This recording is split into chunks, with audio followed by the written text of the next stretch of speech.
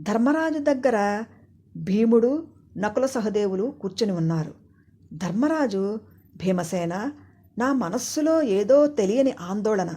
శ్రీకృష్ణుని చూడటానికి ద్వారక వెళ్ళిన అర్జునుని దగ్గర నుంచి ఎలాంటి వర్తమానం లేదు. ప్రకృతిలో అనేక దుర్నిమిత్తాలు గోచరిస్తున్నాయి. ప్రజలలో స్వార్థం, క్రౌర్యం, లోభం, అసత్యం బాగా పెరిగిపోయాయి. భార్యాభర్తల మధ్య విశ్వాసము, తల్లిదండ్రులకు పిల్లలకు మధ్య గౌరవ ప్రేమలు, గురు శిష్యుల మధ్య శ్రద్ధాభక్తులు తగ్గిపోయాయి.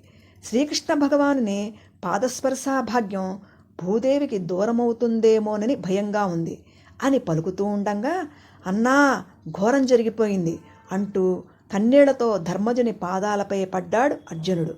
ధర్మరాజు అర్జునుని లేవనెత్తి, అర్జున, ఎందులకా కన్నీరు? ఏం జరిగింది?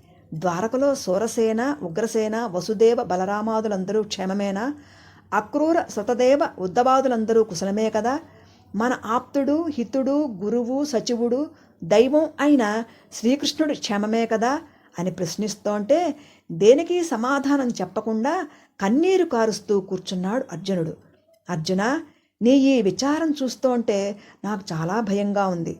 సాధువులను దూషించావా? శత్రువు చేతిలో ఓడిపోయావా? ఇచ్చిన మాట తప్పావా? తప్పుడు సాక్ష్యం చెప్పావా? పరసతులతో కూడినావా? పరుల సొత్తు కాజేశావా? శరణాగతులను తరిమేశావా? బ్రాహ్మణులను అవమానించావా? స్త్రీ బాల వృద్ధులను గురువులను విడిచి నీ ఒక్కడివే వేరుగా భోంచేశావా? గో బ్రాహ్మణ రక్షణ మరిచావా అని అడుగుతోంటే అర్జునుడు దుఃఖం ఆపుకోలేక, అన్నా, అన్యాయం జరిగిపోయింది.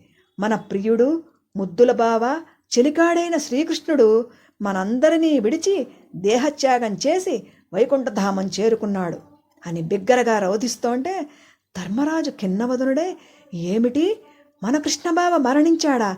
నిజమా అని అడిగాడు. సత్యమన్నా, ఈ చేతులతోనే ఆయన పార్థివ దేహానికి దహనకార్యం చేశాను. సాగర జలాలతో తర్పణాలిచ్చాను.